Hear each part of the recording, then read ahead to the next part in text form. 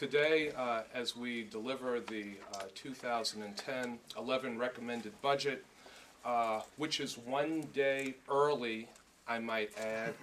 Certainly, Albany could take a page out of this book. As we speak today, the budget in Albany is 29 days late, and certainly we're very pleased to deliver this budget one day early. I also want to recognize the members of the City Council who have joined us and to thank them for their presence. I want to recognize the representatives from Comptroller Sanfilippo's office and thank them for their presence as well. The Deputy Comptroller is with us. In all seriousness, when I talk about the late state budget, it's important to note the impact and uncertainty created by the late state budget and its harmful effect to cities like Buffalo across the state. I see we've been joined by another member of the City Council, and I'd like to acknowledge that as well. I urge the Governor and the members of the state legislature to commit themselves to resolving this situation with the late budget immediately. There is too much at stake in Buffalo where we have worked too hard to stabilize our economy.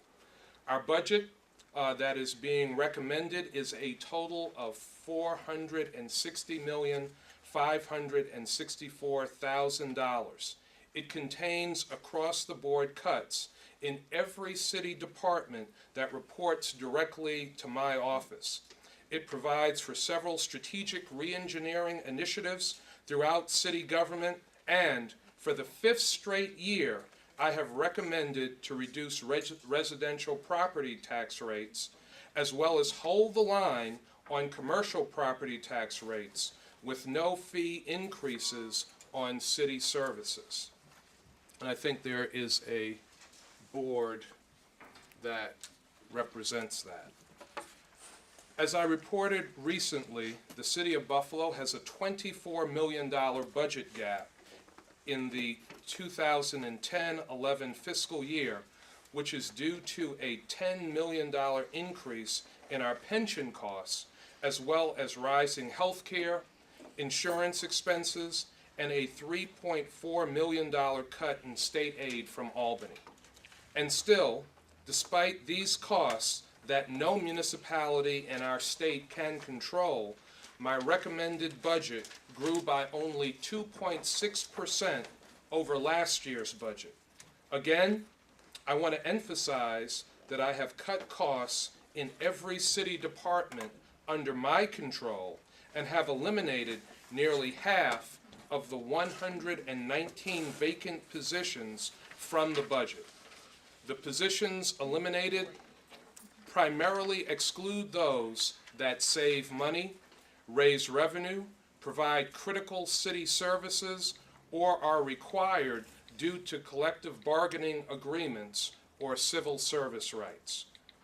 We have closed our budget gap, tightened our belts, maintained our rainy day fund, and put in place government re-engineering initiatives that will provide long-term structural change to the way our city government functions. These initiatives are designed to streamline services, eliminate redundancy, improve efficiency in the provision of city services, and most importantly, save taxpayer dollars during these difficult economic times. As opposed to what's occurring in other upstate cities, other cities across upstate who have demonstrated the need for significant layoffs, this has been averted due to my administration's ability to restrain spending over the past 4 years, which led to a sizable fund balance helping us weather the current economic times.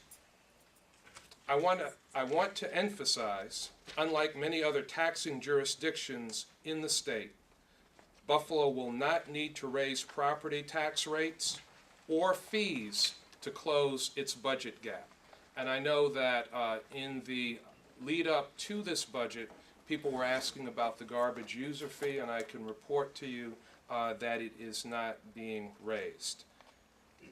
While other cities in the state, such as Syracuse, Albany, and Yonkers, are increasing property taxes, cutting services, and resorting to significant employee layoffs, the city of Buffalo has been able to address its fiscal challenges without having to resort to such dramatic measures. And again, there's a chart in front of you that shows what other cities have had to do versus where we are in Buffalo. And certainly our percentage of deficit at $24 million is less than the deficits, the percentage of deficit in the other cities that we are reflecting. Now, rather than rely on raising residential and commercial property taxes, we are engineering city practices to ensure the efficient delivery of city services without raising fees and making city government function more effectively while saving money at the same time. Now, during my first 4 years in office, reduced the property tax rate in Buffalo each year, resulting in a decrease of 12.5% for residential and 14.9% for commercial properties.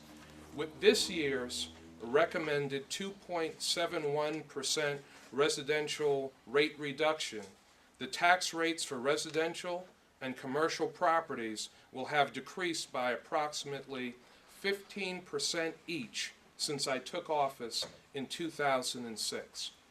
I would also like to reflect that we have been joined by our city controller, Andrew Sanfilippo. Controller Sanfilippo, it's very good to have you with us. Now, let me say, just as important as the fact that we have been able to hold the line on commercial taxes and provide a modest reduction in residential taxes, our local business community has told me repeatedly that any property tax increase would be harmful to their ability to remain competitive and invest further in the city. I have heard their sound arguments, and there will be no commercial property tax increase in this budget.